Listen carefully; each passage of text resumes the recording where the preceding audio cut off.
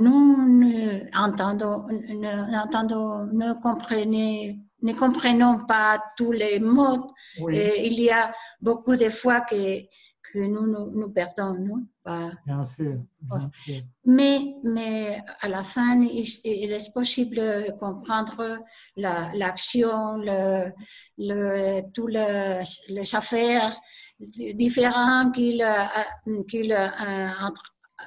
fait avec les entreprises, qu'il monte, non? Et toute la personnalité charismatique Charismatique, qu'il a, non? oui. Parce que c'est une personne qui veut surtout faire des affaires, non? Faire Voilà. des affaires. Et Faire de l'argent. de l'argent. Oui, faire des affaires. Mais Mais beaucoup aussi, de fois, pour les autres personnes, non?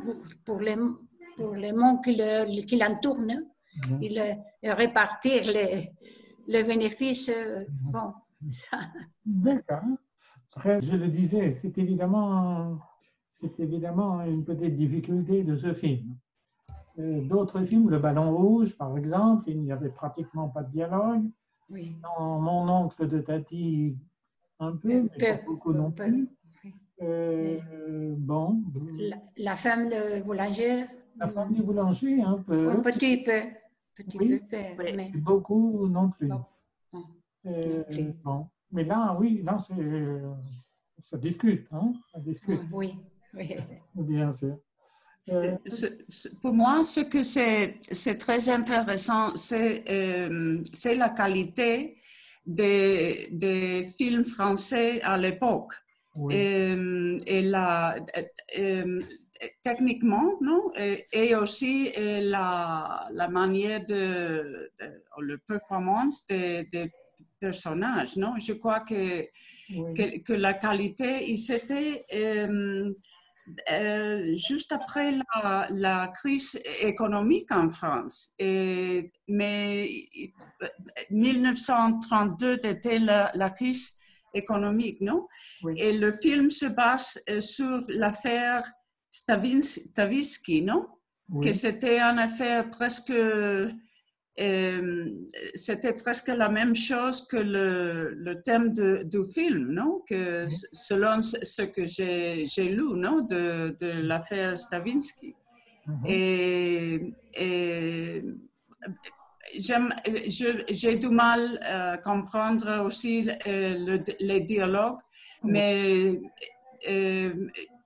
et pour apprécier le travail des acteurs et la qualité technique, non? Le film. La qualité technique. Oui, bien sûr. Bien sûr. Moi, j'ai beaucoup apprécié l'ironie. J'apprécie toujours l'ironie. L'ironie des personnages. Surtout l'ironie, par exemple, de la famille génicier de la mère. Enfin, l'ironie dans le personnage de la mère et du mari, principalement, de son fils. De son fils, la belle-fille. La belle-fille, c'est moins ironique, elle est un peu protégée. Hein? Oui. Un peu protégée, mais la maman et le fils, je ne sais plus s'il s'appelle Victor ou autre chose. Hector, je crois. Hector. Hector. Il est vraiment... Pour moi, a été très difficile de comprendre parce que la qualité de son en YouTube ne permettait pas d'utiliser la fonction de sous-titres. Oui, oui. D'accord. Bon, ça. Le film commence avec une chute de la bourse, non? Et finit aussi par une chute de la bourse, je crois. C'est vrai, vous avez raison. Oui. Et d'abord, je ne savais pas pourquoi le titre ce monsieur de la santé. Ah Et oui. après, j'ai vu le titre de la prison qui s'appelle Prison de la santé, non?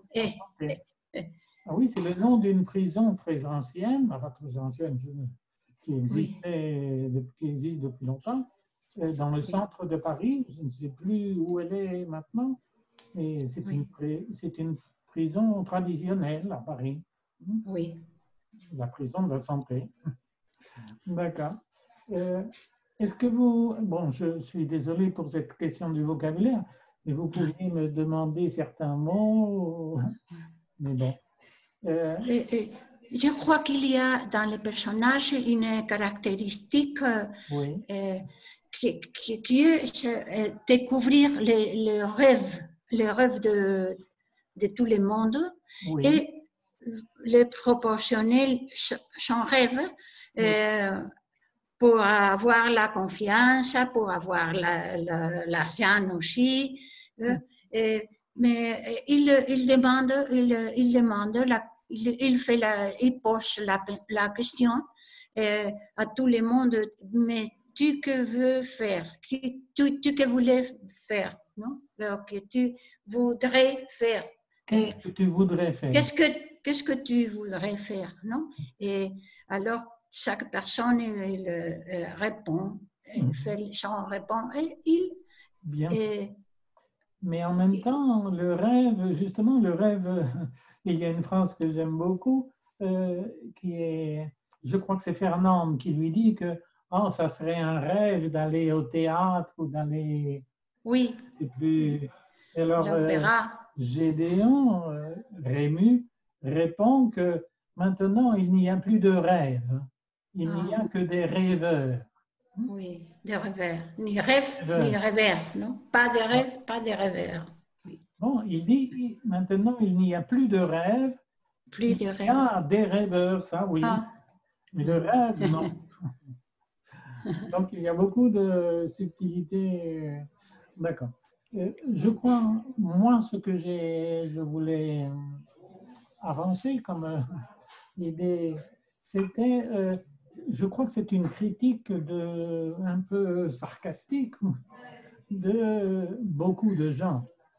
Par exemple, ici, c'est la famille Génicier, bien sûr, qui, on le voit pendant tout le film, cette famille, la mère et le fils principalement, passent constamment de l'admiration envers Gédéon à la condamnation la plus radicale. Ils admirent, ils sont prêts à tout donner, et après, ils condamnent, oh là là, c'est scandaleux, et après, ils admirent à nouveau, ils font confiance, et après, c'est encore le scandale, ils appellent la police. Donc, oui, il dépend de l'argent qui arrive à sa bourse, non? De chacun. Il dépend de si les choses vont bien, non? Quand il comprend qu'on multiplier le capital, parce que la famille pensait, parce que c'est la déclaration pour la Hacienda. Oui, pour les impôts. Les impôts, oui.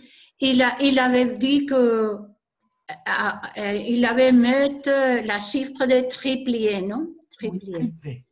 Triplé. Et après, il avoue que n'est-ce pas, triplé et centuplé. Et alors, tout le monde est très content. Et dans ce moment, il passe de despreciar, non? Mépris. De mépris aimer à nouveau, oui.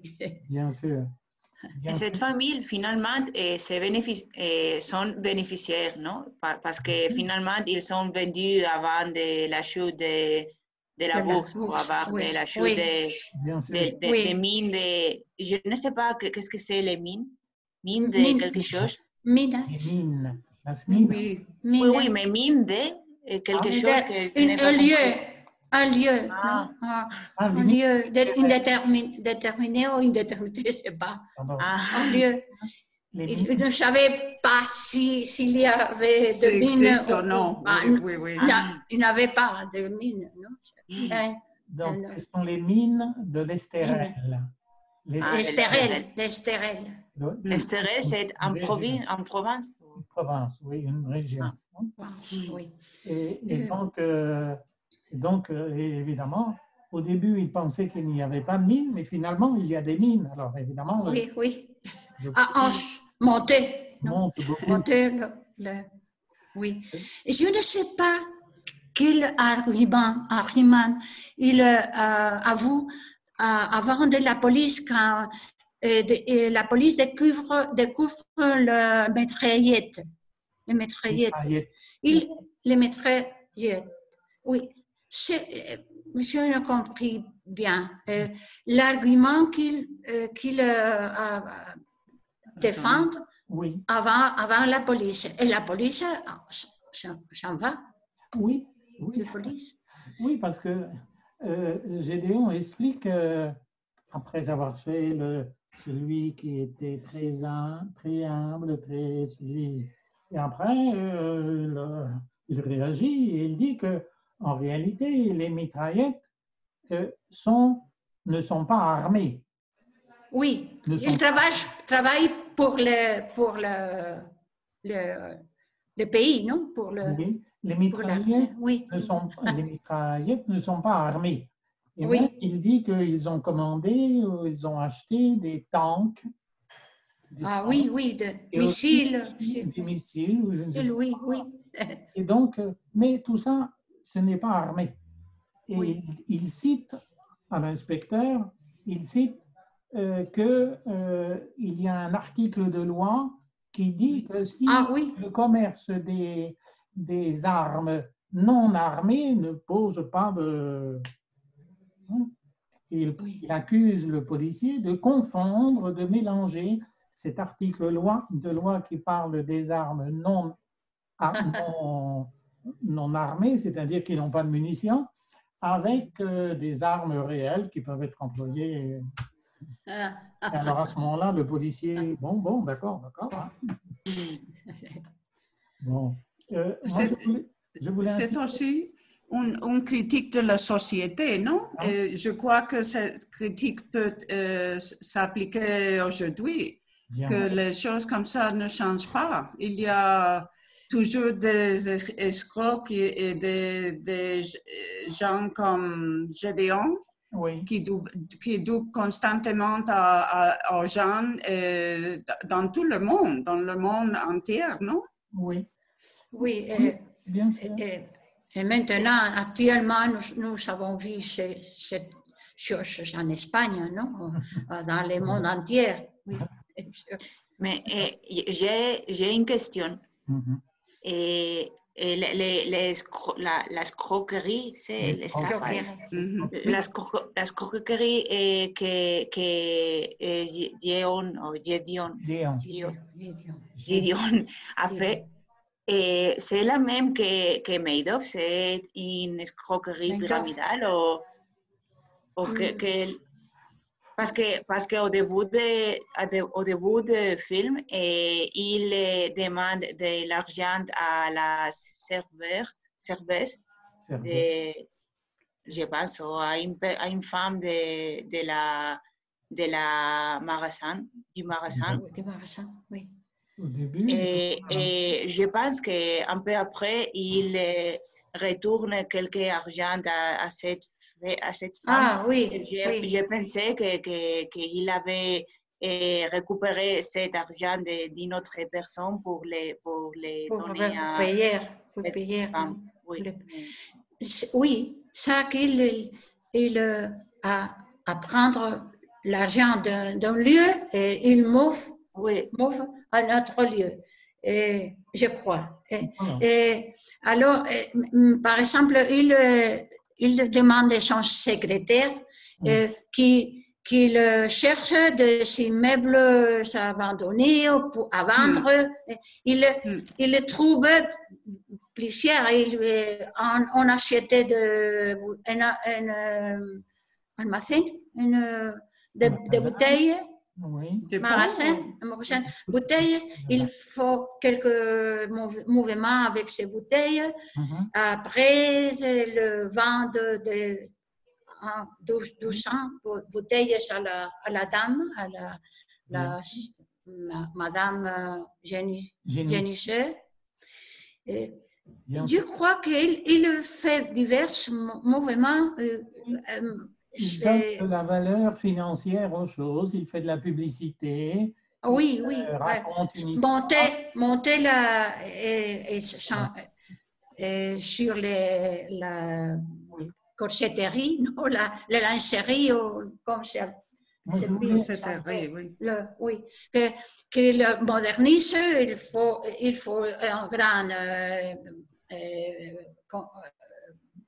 un grand lieu où travaillent beaucoup de femmes pour coudre, non? Bien sûr. Moi, je voulais insister, nous avons parlé de l'escroquerie, de Gédéon.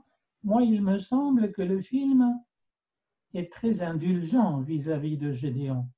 Je crois que, moi, c'est comme ça que je l'ai interprété, le film montre ce personnage, mais en réalité, ce qu'il critique, les personnes qui sont critiquées, ce ne sont pas vraiment Gédéon. C'est la fameuse famille. C'est l'avarice. Il fait un discours à la fin du film qui parle de ces aspects, non? De ces matices, de ces nuances. Oui. Il veut jouer avec l'avarice je crois que l'égoïsme, l'avarice du monde, non? Il fait tout son travail pour faire le manège, pour les manipuler, non? Oui. Bien sûr. Parce que, en réalité, la femme, la mère, Madame Colombe Génissier, je crois, elle dit toujours qu'elle est très respectable, que toujours sa famille a été très bien considérée, et elle est choquée par certaines choses. Et elle utilise, nous sommes une famille, une maison, un magasin très respectable, etc. Mais il me semble que tout le film montre qu'en réalité, ils ne sont pas du tout respectables. Oui. C'est cet aspect, moi, que je trouve intéressant. Peut-être. Mais les gens qui revendiquent la respectabilité de cette manière, en réalité... ne pas respectabilité. Parce que le fils joue aux courses, au lieu de... Il va dans les cafés le soir et il joue à des jeux et il joue aussi aux courses. Donc, la respectabilité... Et il ne paie pas des impôts, non? Il ne paye pas les impôts comme il faudrait. Enfin, ils sont prêts, mais ils poussent des hauts cris. Ils crient. Oh, oh. Il proteste quand Gédéon lui parle d'une certaine manière. Oh, attention. Oh. Oui. Et en réalité... Et là-bas, la servante, qu'est-ce qu'elle voulait donner d'argent à Gédéon? C'était pour invertir? Oui, une inversion. Pour placer de l'argent. Elle avait un peu d'argent et elle pensait que Gédéon pouvait faire fructifier cet argent. Ah bon, c'était donc, ça. Elle lui donne. Alors Gédéon proteste. Non. Mais elle insiste beaucoup. Et ça montre la folie des gens, je crois. Moi, c'est comme ça que j'ai interprété le film. Pour montrer que tout le monde, de la plus haute société jusqu'au plus modeste, on va dire, eh bien, ont cette idée qu'il faut gagner beaucoup d'argent, gagner, pas forcément gagner, mais jouer avec l'argent qu'on a pour en avoir plus. Ah, et je voudrais savoir aussi la scène avec le manteau. Quelle affaire avait fait Gédéon quand la belle-fille et le fils vont aller à l'opéra? Oui. Il obtient un manteau. Il fait une affaire avec une autre femme, mais je n'ai pas compris l'affaire. Comment c'était ça? Bon, je ne suis pas spécialiste de ce genre d'affaires, mais je crois que la dame, elle représente un marchand de vêtements de luxe. Donc, elle attend que Gédéon paye la robe et le manteau. Et alors, Gédéon ne veut pas payer aussi cher qu'elle. Donc, il lui dit qu'il peut payer tel prix et voilà. Alors, elle proteste un peu, mais pas beaucoup. Et Gédéon lui propose d'autres produits. Il lui dit, oui, mais vous n'avez pas le prix que vous vouliez, mais vous pouvez emporter le phonographe, je ne sais pas quoi, un autre.